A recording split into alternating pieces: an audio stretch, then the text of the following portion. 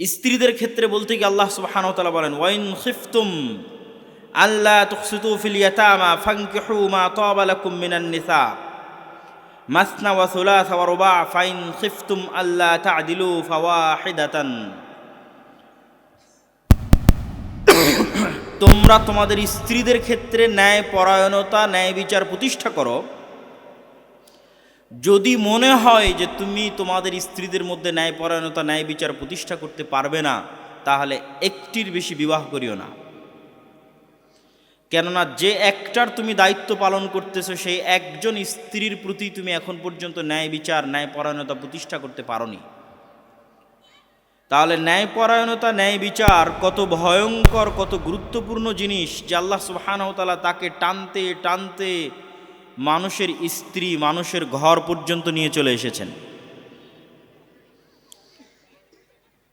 শুধু তাই নয়, মানুষের সন্তান সন্ততির ক্ষেত্রে রাসূলুল্লাহ সাল্লাল্লাহু আলাইহি ওয়াসাল্লাম বলেন, ফাত্তাকুল্লাহ ওয়া'দিলু বাইনা আওলাদিকুম, তোমরা আল্লাহকে ভয় করো আর নিজ নিজ সন্তানের মধ্যে ন্যায় বিচার প্রতিষ্ঠা করো। কিভাবে ন্যায় বিচার প্রতিষ্ঠা করবে? এমন কি চুমু দেওয়ার ক্ষেত্রেও সন্তান সন্ততিকে আদর করবে, চুমা দিবে, এই ক্ষেত্রেও ন্যায় বিচার প্রতিষ্ঠা করো। আল্লাহকে ভয় করো, আল্লাহকে ভয় করো, সন্তান সন্ততিদের মধ্যে ন্যায় বিচার প্রতিষ্ঠা করো। এমনকি তাদেরকে আদর করার ক্ষেত্রে, চুমু দেওয়ার ক্ষেত্রেও ন্যায় বিচার প্রতিষ্ঠা করো। শুধু তাই নয়, কথা বলতে গিয়ে ন্যায়ের সাথে কথা বলো।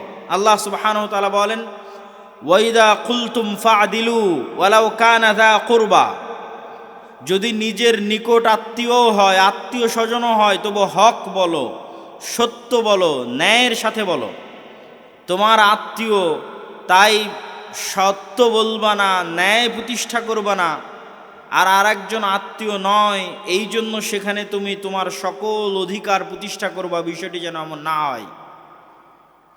বরং নিজের আত্মীয় স্বজনের মধ্যেও ন্যায় পরায়ণতা প্রতিষ্ঠা করো। আল্লাহ সুবহানাহু ওয়া তাআলা বলেন, ইয়া আইয়ুহাল্লাযীনা আমানু, ও হে ঈমানদারগণ, কুনু কাওয়ামিনা বিল কিসতি শুহাদা লিল্লাহ, তোমরা যখন সাক্ষ্য দিবে তখন সাক্ষ্য দেওয়ার ক্ষেত্রে ন্যায় পরায়ণ হও। ওয়ালাউ আলা আনফুসিকুম, যদি নিজের বিরুদ্ধেও সাক্ষ্য দিতে হয়, ন্যায় পরায়ণ হও। আবিল ওয়ালিদাইনি ওয়াল আকরাবিন, যদি নিজের পিতামাতার বিরুদ্ধে সাক্ষ্য দিতে হয় তাহলে ন্যায় পরায়ণ হও। আবিল আকরাবিন, যদি নিজের আত্মীয় স্বজনের বিরুদ্ধে সাক্ষ্য দিতে হয় তবুও ন্যায় পরায়ণ হও। শুধু তাই নয়, মেপে ওজন দেওয়ার ক্ষেত্রে ন্যায় পরায়ণতা প্রতিষ্ঠা করার কথা বলতে গিয়ে আল্লাহ সুবহানাহু ওয়া তাআলা বলেন, ওয়া আউফুল কাইলা ওয়াল মিজানা বিল কিসত, তোমরা যখন মানুষকে কোনো জিনিস ক্রয় বিক্রয়ের ভিত্তিতে মেপে দিবে তখন ন্যায় পরায়ণতা প্রতিষ্ঠা করো, ন্যায়ের সাথে জিনিস মেপে দাও এবং জিনিস বুঝিয়ে নাও। আল্লাহ সুবহানাহু ওয়া তাআলা আরও বলেন, ওয়াইলুল লিল মুতাফফিফিন, যারা কোনো সময় ক্রয় বিক্রয় করতে গিয়ে ওজনে কম দেয়, মাপে কম দেয়, তাদের জন্য ধ্বংস সুনিশ্চিত। শুধু তাই নয়, আল্লাহ সুবহানাহু ওয়া তাআলা যারা আমাদের মতের বিরুদ্ধে, যেমন যখন আয়াত অবতীর্ণ হয়েছে তখন মুসলমানদের বিরুদ্ধে যারা, আজকে আপনি যাকে নিজের বিরুদ্ধে মনে করেন না কেন, মাযহাব মাসলাক নির্বিশেষে, ধর্ম বর্ণ নির্বিশেষে যাকেই মনে করছে না সে আপনার শত্রু, তার বিষয়েও ন্যায় প্রতিষ্ঠা করার কথা বলতে গিয়ে আল্লাহ বলেন, ইয়া আইয়ুহাল্লাযীনা আমানু কুনু কাওয়ামিনা লিল্লাহি শুহাদা বিল কিসত ওয়ালা ইয়াজরিমান্নাকুম শানআনু কওমিন আলা আল্লা তা'দিলু, হে ঈমানদারগণ, নির্দিষ্ট কোনো ব্যক্তির প্রতি তোমার অন্তরে যে রাগ আছে, নির্দিষ্ট কোনো গোত্রের প্রতি, ধর্মের প্রতি, বর্ণের প্রতি, দলের প্রতি তোমার অন্তরে যে ক্ষোভ আছে, এই ক্ষোভ যেন তোমাকে এমন কিছু করতে উদ্বুদ্ধ না করে, লা ইয়াজরিমান্নাকুম শানআনু কওমিন আলা আল্লা তা'দিলু, নির্দিষ্ট ব্যক্তি, গোত্র, জাতির প্রতি তোমার অন্তরে লুকিয়ে রাখা ক্ষোভ যেন তোমাকে এমন কিছু করতে বাধ্য না করে যে তুমি অন্যায় পরায়ণ হয়ে যাও। আল্লাহ তা'দিলু, যে তুমি অন্যায়পরায়ণ হয়ে যাবে, এটা যেন না হয়। ই'দিলু, ন্যায়পরায়ণ হও। হুয়া আকরাবু লিত-তাকওয়া, এটি হচ্ছে তাকওয়া, আল্লাহ ভীরুর সবচেয়ে নিকটস্থ বিষয়। ওয়াত্তাকুল্লাহ, আর আল্লাহ সুবহানাহু ওয়া তাআলাকে ভয় করো। ইন্নাল্লাহা খাবীরুম বিমা তা'মালুন, আল্লাহ সুবহানাহু ওয়া তাআলা সকল কিছুই জানেন যা তোমরা করছো। সম্মানিত উপস্থিতি, এবার রাসূলুল্লাহ সাল্লাল্লাহু আলাইহি ওয়াসাল্লামের কিছু হাদিস দেখি। শুধু কোরআন থেকে দেখলাম, এবার কিছু হাদিস দেখি। আব্দুল্লাহ ইবনে ওমর রাদিয়াল্লাহু তাআলা আনহু থেকে বর্ণিত, তিনি বলেন রাসূল সাল্লাল্লাহু আলাইহি ওয়াসাল্লাম বলেছেন, ইন্নাল মুকসিতিনা ইনদাল্লাহ আলা মানাবির মিন নূর, যারা কিয়ামতে, যারা দুনিয়ার বুকে নিজ নিজ দায়িত্বে ন্যায়পরায়ণ ছিল। এতক্ষণের আলোচনায় কি বোঝা গেল? ন্যায়পরায়ণ স্বামী যে স্ত্রীর প্রতি ন্যায়পরায়ণ ছিল, ন্যায়পরায়ণ পিতা যে তার সন্তানদের প্রতি ন্যায়পরায়ণ ছিল, ন্যায়পরায়ণ দায়িত্বশীল ওসি, ডিসি, এসপি, মন্ত্রী, প্রধানমন্ত্রী, প্রধান শিক্ষক যে তার নিজ নিজ দায়িত্বে ন্যায়পরায়ণ ছিল, আল্লাহ কিয়ামতের মাঠে তাদেরকে নূরের মেম্বারে বসাবেন এবং আন ইয়ামিনির রহমান আযজা ওয়া জাল, আল্লাহ সুবহানাহু তাআলার ডান পাশে বসাবেন। কারা? আল্লাযীনা ইয়াদিলুনা ফি হুকমিহিম ওয়া আহলিহিম, যারা নিজ নিজ দায়িত্বে, নিজ নিজ কথায়, নিজ নিজ পরিবারে, নিজ নিজ আত্মীয় স্বজনে ন্যায়পরায়ণ ছিল। আবু হুরায়রা রাদিয়াল্লাহু তাআলা আনহু থেকে বর্ণিত, তিনি বলেন রাসূল সাল্লাল্লাহু আলাইহি ওয়াসাল্লাম বলেছেন, আহলুল জান্নাতি সালাসা। আন ইয়াদ ইবনে হিমার রাদিয়াল্লাহু তাআলা আনহু থেকে বর্ণিত, তিনি বলেন রাসূল সাল্লাল্লাহু আলাইহি ওয়াসাল্লাম বলেছেন, জান্নাতের অধিবাসী হবে 3 শ্রেণীর মানুষ। খুবই গুরুত্বপূর্ণ হাদিস। জান্নাতের অধিবাসী হবে 3 শ্রেণীর মানুষ। সুলতানুন মুকসিতুন, এমন দায়িত্বশীল যে তার দায়িত্বে ন্যায়পরায়ণ ছিল। ওয়ারাজুলুন রহিমুন রাকিকুল কলব লিযি কুরবা ওয়া মুসলিম, আর ওই ব্যক্তি যার অন্তর নরম ছিল তার আত্মীয় স্বজনের জন্য, তার পাড়া প্রতিবেশীর জন্য। ওয়া আফিফুন মুতাআফফিফুন যু ইয়ালিন, আর যে ব্যক্তি যাবতীয় অপবিত্রতা থেকে নিজেকে পবিত্র রেখেছে। কি কি অপবিত্রতা? লজ্জাস্থানের অপবিত্রতা থেকে নিজেকে পবিত্র রেখেছে, ধন সম্পদের অপবিত্রতা থেকে নিজেকে পবিত্র রেখেছে। এই পয়েন্টের আলোচনা আমরা বক্তব্যের শেষের দিকে করব। তাহলে হাদিসে কি বোঝা গেল? জান্নাতের অধিবাসী হবে 3 শ্রেণীর মানুষ। তার 1 নাম্বার হচ্ছে যে ব্যক্তি তার নিজ দায়িত্বে ন্যায়পরায়ণ, তার পরিবারে হোক, সমাজে হোক, তার এলাকায় হোক, তার প্রতিষ্ঠানে হোক, দায়িত্বে ন্যায়পরায়ণ। 2, যার অন্তর নরম তার পাড়া প্রতিবেশী আত্মীয় স্বজনের জন্য। সম্মানিত উপস্থিতি, রাসূলুল্লাহ সাল্লাল্লাহু আলাইহি ওয়াসাল্লামের এই সমস্ত হাদিস এবং পবিত্র কোরআনের এই সমস্ত আয়াত আমাদের জন্য প্রমাণ করে যে ন্যায়পরায়ণতা ইসলামের অত্যন্ত গুরুত্বপূর্ণ একটি বিষয়। আর রাষ্ট্রে ইসলাম মানে সর্বপ্রথম হচ্ছে ন্যায়পরায়ণতা। রাষ্ট্রে ইসলাম মানে সর্বপ্রথম ন্যায়পরায়ণতা। দলিল, রাসূল সাল্লাল্লাহু আলাইহি ওয়াসাল্লাম বলেছেন, ততদিন পর্যন্ত কিয়ামত হবে না, লা তাকুমুস সাআহ হাত্তা ইয়ানজিলা ঈসা ইবনে মারইয়াম, যতদিন না মারিয়ামের ছেলে ঈসা পৃথিবীতে নেমে না আসছে ততদিন পর্যন্ত কিয়ামত হবে না। আর মারিয়ামের ছেলে ঈসা পৃথিবীতে নেমে আসার পর ইয়াকসিরুস সালিব, ক্রুশকে ভেঙ্গে চূর্ণ বিচূর্ণ করে দিবে। ওয়া ইয়াকতুলুল খিনজির, আর শুকুরকে হত্যা করবে এবং হারাম ঘোষণা করবে। আর সে পৃথিবীতে হাকামান মুকসিতা, ন্যায় বিচার প্রতিষ্ঠা করবে। বলেন আল্লাহু আকবার। এই মারিয়ামের সন্তান ঈসা পৃথিবীতে নেমে এসে ক্রুশ ভেঙে দিবে, খিনজির শুকুরকে হারাম এবং হত্যা ঘোষণা করবে, আর পৃথিবীতে ন্যায় বিচার প্রতিষ্ঠা করবে। তার মানে বোঝা গেল রাষ্ট্রে ইসলাম প্রতিষ্ঠা হওয়া মানে এক নম্বরে কি প্রতিষ্ঠা হওয়া? ন্যায় বিচার প্রতিষ্ঠা হওয়া। ঈসা আলাইহিস সালাতু ওয়াস সালাম যে রাষ্ট্র তৈরি করবেন ওটা ইসলামী রাষ্ট্র, ওটা ইসলামী খেলাফা। আল্লাহর নবী বলেননি যে ঈসা আলাইহিস সালাতু ওয়াস সালাম রাষ্ট্রের দায়িত্ব নিয়ে সকল মানুষকে নামাজ আদায় করতে বাধ্য করবেন। আল্লাহর নবী বলেননি তিনি রাষ্ট্রের দায়িত্ব নিয়ে সকল মা এবং বোনকে পর্দা করতে বাধ্য করবেন। অবশ্যই এগুলো ইসলামের গুরুত্বপূর্ণ বিষয়, ব্যক্তিগত এবং রাষ্ট্রীয় জীবনেরই বিষয়, কিন্তু রাষ্ট্রে ইসলাম মানে এক নম্বরে এগুলো নয়। রাষ্ট্রে ইসলাম মানে এক নম্বরে আপনি ন্যায় বিচার প্রতিষ্ঠা করতে পারছেন কিনা, এটা হলো ইসলামী রাষ্ট্র। ন্যায় বিচার প্রতিষ্ঠা করতে পেরেছেন, আপনি ইসলামী রাষ্ট্র প্রতিষ্ঠা করতে পেরেছেন। ন্যায় বিচার প্রতিষ্ঠা করতে পারেননি, ইসলামী রাষ্ট্র প্রতিষ্ঠা করতে পারেননি। এতটুকু যখন স্পষ্ট, তখন এবার আপনাদের নিকটে প্রশ্ন, আমরা যদি রাষ্ট্রে ইসলাম প্রতিষ্ঠা করতে চাই তাহলে বোঝা গেল, এই লম্বা আলোচনায় স্পষ্টভাবে বোঝা গেল রাষ্ট্রে ইসলাম মানে এক নম্বর ন্যায়পরায়ণতা, ন্যায় বিচার। আমরা যদি রাষ্ট্রে ইসলাম প্রতিষ্ঠা করতে চাই অথচ আমরা আমাদের ব্যক্তিগত জীবনে অন্যায়পরায়ণ, আমাদের সামাজিক জীবনে অন্যায়পরায়ণ, আমাদের প্রতিষ্ঠানে মসজিদ মাদ্রাসায় অন্যায়পরায়ণ, তাহলে কি আমরা ইসলামী রাষ্ট্রের দায়িত্ব পালনের যোগ্য? আমার কথা মনে বুঝতে পারেননি? ইসলামী রাষ্ট্র মানে এক নাম্বার যদি ন্যায়পরায়ণতা, ন্যায় বিচার হয়, আর আমার মধ্যেই যদি ন্যায়পরায়ণতা না থাকে, তাহলে আমি ইসলামী রাষ্ট্রের দায়িত্ব পালনের যোগ্য নই। ঈসা আলাইহিস সালাম ন্যায়পরায়ণতা কেমনে প্রতিষ্ঠা করবেন যদি ঈসা আলাইহিস সালামের মধ্যে ন্যায়পরায়ণতা না থাকে? কেমনে প্রতিষ্ঠা করবেন? ঈসা আলাইহিস সালামের মধ্যে ন্যায় বিচার, ন্যায়পরায়ণতা থাকতে হবে, তবেই তিনি প্রতিষ্ঠা করতে পারবে রাষ্ট্রে।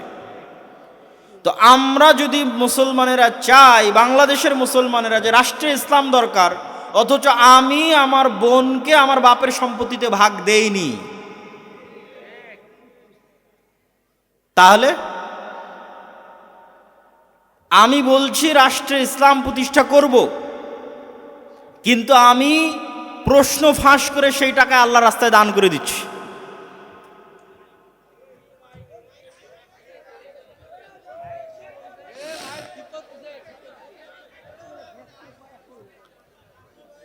আমরা রাষ্ট্রে ইসলাম প্রতিষ্ঠা করতে চাচ্ছি, কিন্তু আমার নিজের মধ্যে ন্যায়পরায়ণতা প্রতিষ্ঠা করতে পারিনি। তাহলে যে মুসলিম নিজের মধ্যে ন্যায়পরায়ণতা প্রতিষ্ঠা করতে পারেনি, সেই মুসলিম হচ্ছে মুনাফিক মুসলিম। এত বড় কথা বললাম, দলিল তো দিতে হবে।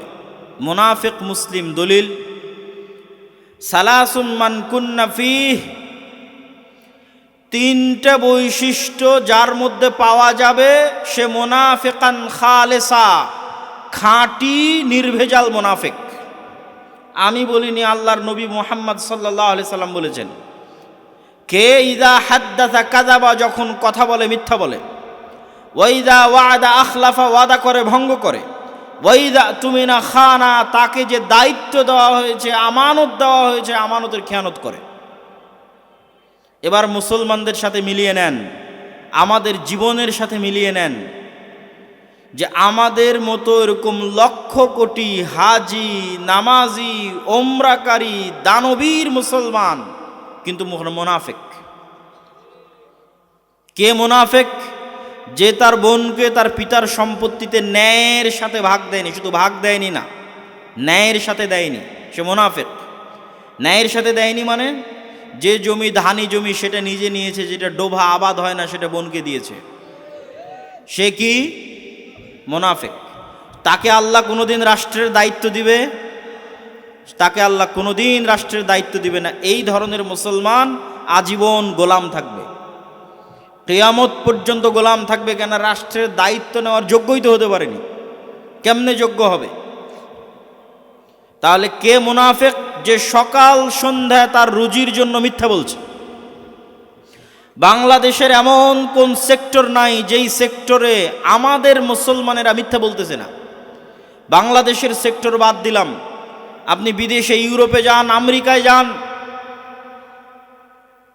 আমেরিকা এবং ইউরোপে মুসলমান দেধারসে মিথ্যা বলতেছে সরকারের কাছে, আমেরিকা এবং ইউরোপের সরকারের কাছে মিথ্যা বলতেছে সামান্য 2টা টাকার অতিরিক্ত উপকার নেওয়ার জন্য। আমরা মিথ্যুক জাতিতে পরিণত হয়েছি। আমাদের প্রতিটা ইনকামের সাথে মিথ্যা আছে, আমাদের প্রতিটা কাজের সাথে মিথ্যা আছে, আমাদের দায়িত্বের সাথে অন্যায় পরায়ণতা আছে, খেয়ানত আছে। তাহলে আমরা সালাত আদায় কেন করছি, সিয়াম পালন কেন করছি, হজ ওমরা কেন করছি? আমরা যে মুনাফিক, এই মুনাফিকিটা ঢাকার জন্য নামাজ পড়তেছি, এই মুনাফিকিটা ঢাকার জন্য হজ করতে গেছি, ওমরা করতে গেছি, এই মুনাফিকিটা ঢাকার জন্য মুখে দাড়ি রেখেছি, মাথায় টুপি দিয়েছি, যাতে মানুষ মনে করে আমি অনেক ভালো, কিন্তু বাস্তবে আমি আমার দায়িত্বে অন্যায় পরায়ণ, বাস্তবে আমি এক মিথ্যার উপর ভিত্তি করে আমার ইনকাম পরিচালিত হয়। বেশিরভাগ মুসলমানের একই অবস্থা। সম্মানিত উপস্থিতি, সম্মানিত উপস্থিতি, আমরা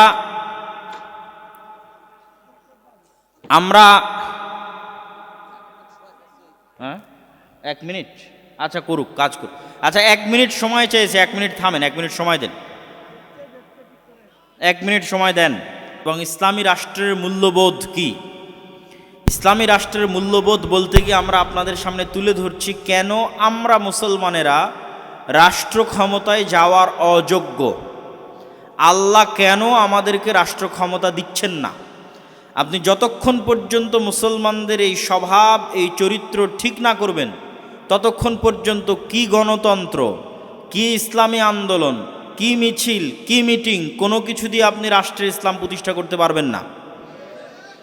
বরং আমি আপনাকে স্বাক্ষর করে দিতে পারি, লিখে দিতে পারি, এখন যদি আমাকে বলা হয় যে তুমি বাংলাদেশের দায়িত্ব নিয়ে নাও, আমি বাংলাদেশের দায়িত্ব নিয়ে বাংলাদেশ চালাতে পারবো না। কেন চালাতে পারবো না?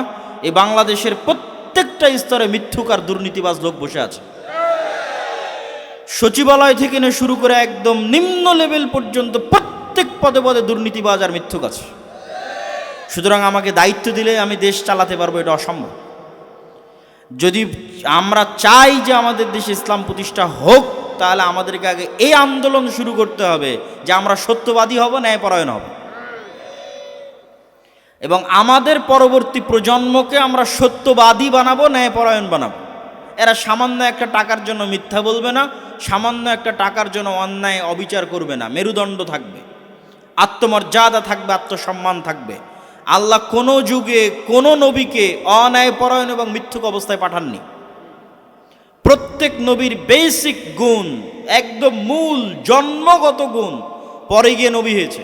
40 বছর পরে গিয়ে আমার নবী মুহাম্মদ সাল্লাল্লাহু আলাইহি ওয়াসাল্লাম নবী হয়েছে, কিন্তু আমার নবীর জন্মগত গুণ হচ্ছে তিনি সত্যবাদী এবং ন্যায়পরায়ণ। তাহলে ওই যখন আমার নবী মুহাম্মদ সাল্লাল্লাহু আলাইহি ওয়াসাল্লাম সালাতে দাঁড়াচ্ছেন, তখন তার হৃদয় হচ্ছে ফ্রেশ, পরিষ্কার।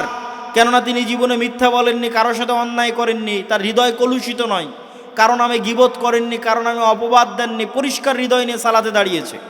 আর আমি আপনি যখন সালাতে দাঁড়াচ্ছি, উমরা করতে যাচ্ছি, হজ করতে যাচ্ছি, দান করতে যাচ্ছি, তখন ওই সালাতে দাঁড়ানোর আগেই আরেকজনের নামে গীবত করলাম, মিথ্যা বলে টাকা ইনকাম করে সেই টাকা দান করছি, তথা প্রত্যেকটা স্তরে আমার হৃদয় কলুষিত। তাহলে আমার সালাত আর মুহাম্মদ সাল্লাল্লাহু আলাইহি ওয়াসাল্লামের সালাতের মধ্যে আসমান জমিন পার্থক্য আছে। এই সালাত দিয়ে গোলামি হবে, আর ওই সালাত দিয়ে নেতৃত্ব হবে। ওই সালাত দিয়ে পৃথিবী শাসন হবে, আর এই সালাত দিয়ে শুধু গোলামি করা হবে। তো গোলামির শাসন থেকে মুক্তি পেতে চাইলে আগে নিজেদেরকে আত্মমর্যাদা সম্পন্ন হতে হবে। আর আত্মমর্যাদা সম্পন্ন হতে হলে 1 নাম্বার লাগবে হচ্ছে ন্যায়পরায়ণতা এবং সত্যবাদিতা। সম্মানিত উপস্থিতি, এবার আমরা ইসলামের দ্বিতীয় আরেকটি বিষয়, অর্থনৈতিক মূল্যবোধ, সেটি আপনাদের সামনে তুলে ধরি। ইসলামের অর্থনৈতিক মূল্যবোধ 2টি বাক্যের উপর দাঁড়িয়ে আছে, আল কানাআহ ওয়াল ইফফাহ, অল্পে সন্তুষ্ট ও পবিত্রতা। অল্পে তুষ্টি এবং পবিত্রতা, এই 2টির উপর ইসলামের অর্থনৈতিক মূল্যবোধ দাঁড়িয়ে আছে। মানুষ আমরা যে অন্যায় পরায়ণতার আলোচনা করছি, যেই মিথ্যার আলোচনা করছি, যেই সত্যবাদিতার আলোচনা করছি, এই প্রত্যেকটা জায়গায় মানুষ প্রবেশ করে অর্থের কারণে। আমি মনে হয় বুঝাতে পারিনি। মানুষ মিথ্যা বলে বেশিরভাগ সময়, অন্যায় করে বেশিরভাগ সময় কিসের জন্য? টাকার জন্য। তাহলে যখন আমি আপনি ইসলামের অর্থনৈতিক মূল্যবোধটা বুঝবো, তখন আমার এবং আপনার জন্য সত্য বলা, আমার এবং আপনার জন্য ন্যায়পরায়ণ হওয়া সহজ হবে। রাসূলুল্লাহ সাল্লাল্লাহু আলাইহি ওয়াসাল্লাম ইসলামের অর্থনৈতিক মূল্যবোধের যে ভিত্তি আমরা দাঁড় করালাম, যে ইসলামে অর্থনৈতিক মূল্যবোধের ভিত্তি হচ্ছে আমরা অল্পে তুষ্ট থাকব এবং আমরা অল্পে তুষ্ট থাকব এবং পবিত্র রাখব আমাদের ধন সম্পদকে অন্যায় থেকে, হারাম থেকে। আচ্ছা, আমরা বেশিরভাগ ক্ষেত্রে এই সমস্ত হারামের প্রবেশ করার সবচেয়ে সহজ রাস্তা হচ্ছে ঋণ এবং কর্জ। সুদ একটা জুলম, অন্যায় এবং অত্যাচার। এই সুদে মানুষ প্রবেশ করে অবশ্য অর্থনৈতিক চাহিদা থেকে। আর সুদ বহু পরের কথা, স্বাভাবিক লোনের কথা বলি, স্বাভাবিক কর্জে হাসানার কথা বলি। আল্লাহ যেখানে কর্জে হাসানা মানুষকে দিতে বলেছে, যে কেউ যদি কর্জে হাসানা চায় কর্জে হাসানা দাও, কেননা এই কর্জে হাসানা তুমি আল্লাহকে দিচ্ছ। অমাই ইউকরিদুল্লাহ করদান হাসানা, তোমাদের মধ্যে কে আল্লাহকে কর্জে হাসানা দিবে?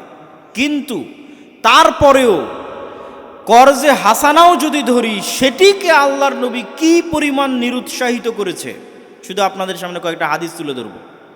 আমি আপনাদেরকে আবারও বলছি, সুদের লোনের কথা বহু পরে। আমি আমার এক পরিচিত ভাইকে গিয়ে বলছি, আমার একটু সমস্যা, আমাকে 1000 টাকা ধার দাও। এই 1000 টাকা ধার চাইতে আল্লাহর নবী কি পরিমাণ নিরুৎসাহিত করছে সেটা দেখেন। সুদের ভিত্তিতে লোন নেবেন সেটা বহু পরে। عن عائشة رضي الله تعالى عنها أنها قالت أن النبي صلى الله عليه وسلم كان يدعو في الصلاة। আল্লাহর নবী সালাতে প্রচুর পরিমাণে দোয়া করতেন, আল্লাহুম্মা ইন্নী আউযু বিকা মিনাল মা'সামি ওয়াল মাগরাম। হে আল্লাহ, আমি আপনার নিকটে পরিত্রাণ চাই গুনাহ থেকে, আপনার নিকটে পরিত্রাণ চাই লোন থেকে, কর্জ থেকে। তো আল্লাহর নবী কি সুদে কর্জ নেবে নাকি? বুঝতে পারেননি মনে হয়। আল্লাহর নবী যে কর্জ থেকে পরিত্রাণ চাচ্ছে, উনি কি মরে গেলেও সুদে কর্জ নিবে না। উনি কোন কর্জ থেকে পরিত্রাণ চাচ্ছে? স্বাভাবিক যেটা মানুষের কাছ থেকে আমরা চেয়ে কর্জ নেই, কর্জে হাসানা, ওটা থেকে পরিত্রাণ চাচ্ছে। ফাকাল লাহু কাইলুন মা আকসারা মা তাস্তাঈদু মিনাল মাগরাম। আল্লাহর নবীকে জিজ্ঞেস করা হলো, হে আল্লাহর নবী, আপনি এত বেশি কেন কর্জ থেকে পরিত্রাণ চান? এবার আমাদের আগের অংশের সাথে আপনি মিলিয়ে নিতে পারবেন। আল্লাহর নবী বলছে, ইন্নার রাজুলা ইযা গারিমা ইস্তাদানা। মানুষ যখন কর্জ নেয়, হাদ্দাসা ফাকাযাবা, মিথ্যা বলা শুরু করে। আল্লাহর নবীর হাদিস। মানুষ যখন কর্জ নেয় কি বলা শুরু করে? মিথ্যা বলা শুরু করে। ওয়া ওয়াদা ফাআখলাফা, ওয়াদা ভঙ্গ করা শুরু করে। বলে কাল দিব, তখন আর দিতে পারে না। পরশু দিব, দিতে পারে না। নিজে মিথ্যা বলে, সন্তানকে মিথ্যা বলা শিখায়, বলে বাপ বাড়িতে নাই বলে দাও। স্ত্রীকে মিথ্যা বলা শিখায়, পুরো পরিবার মিথ্যুক হয়ে গেল। এই মিথ্যুক পরিবারকে আল্লাহ রাষ্ট্রের দায়িত্ব দিবে। রাষ্ট্রের দায়িত্ব নিতে হলে তো ওকে ন্যায়পরায়ণ হতে হবে, সত্যবাদী হতে হবে। তো আগেই গোলাম হয়ে গেছে, আত্মমর্যাদা বিক্রি করে দিয়েছে, আত্মসম্মান বিক্রি করে দিয়েছে। তাহলে নিজের আত্মসম্মান, আত্মমর্যাদা ঠিক রাখতে, সত্য বলতে আগে অর্থনীতিতে ইসলামের বিশ্বাস কি সেটা ঠিক রাখতে হবে। তাহলে আপনার জন্য সত্য বলা সহজ হবে, আপনার জন্য ন্যায়পরায়ণ হওয়া সহজ হবে। রাসূল সাল্লাল্লাহু আলাইহি ওয়াসাল্লাম ঋণ থেকে পরিত্রাণ চাচ্ছেন। কুন্না জুলুসান ইনদা রাসূলিল্লাহি সাল্লাল্লাহু আলাইহি ওয়াসাল্লাম ফারাফা রাসাহু ইলা সামা ثم وضع راحته على جبهته ثم قال سبحان الله ماذا نزل من التشديد। একদা আমরা রাসূল সাল্লাল্লাহু আলাইহি ওয়াসাল্লামের সাথে বসেছিলাম। আল্লাহর নবী আসমানের দিকে তার চেহারা উঠালেন। কিছুক্ষণ পর তার চেহারা নামিয়ে নিয়ে বলছেন, সুবহানাল্লাহ, সে আল্লাহর পবিত্রতা বর্ণনা করছি, আল্লাহ সুবহানাহু তাআলার পবিত্রতা বর্ণনা করছি। মাযা নুযিলা মিনাত তাশদীদ, অনেক কঠিন হুকুম অবতীর্ণ হয়ে গেল, বিধান অনেক কঠিন হয়ে গেল, হুকুম অনেক কঠিন হয়ে গেল। ফাসাকাতনা ওয়া ফাজি'না, আমরা সাহাবীরা চুপ থাকলাম এবং ভীত সন্ত্রস্ত হয়ে গেলাম। কি এমন হুকুম অবতীর্ণ হলো যে হুকুমের বিষয়ে আল্লাহর নবী বলছেন যে হুকুম কঠিন হয়ে গেল, বিধান কঠিন হয়ে গেল? আমরা তো ভীত সন্ত্রস্ত হয়ে গেলাম।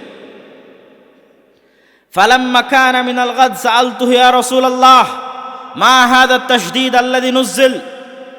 আল্লাহর নবীকে আমি জিজ্ঞেস করলাম, আল্লাহর নবী, কি সেই কঠিন বিধান যা আপনার প্রতি অবতীর্ণ হয়েছে?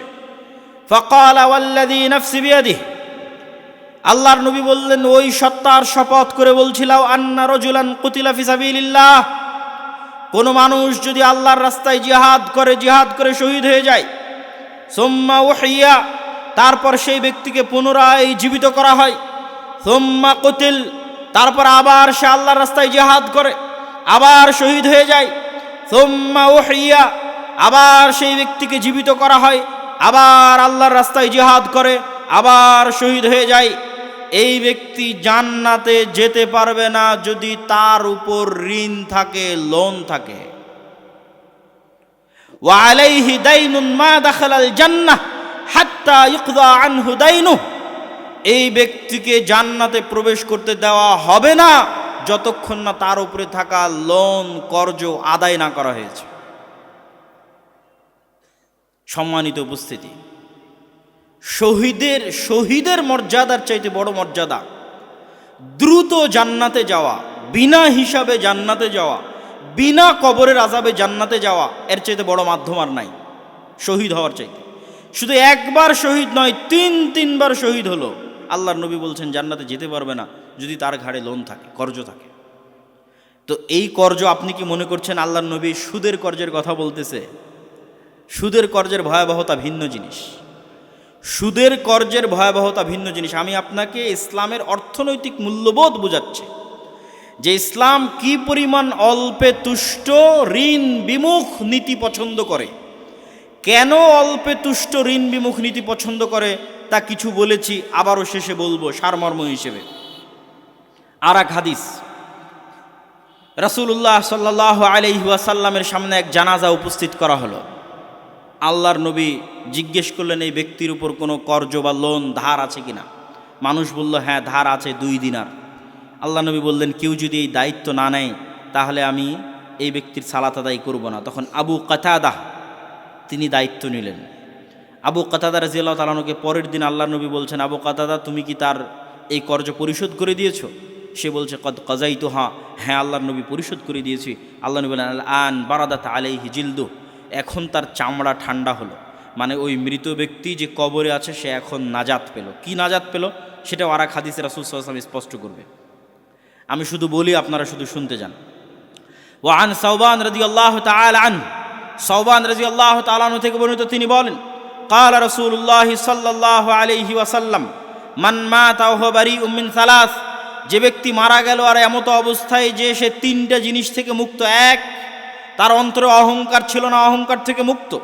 ওয়াল গুলুল, কারো কোনোদিন ধন সম্পদ আত্মসাৎ করেনি, এটা থেকে মুক্ত। ওয়াদ-দাইন, লোন থেকে মুক্ত। দাখালাল জান্নাহ, সে জান্নাতে চলে যাবে।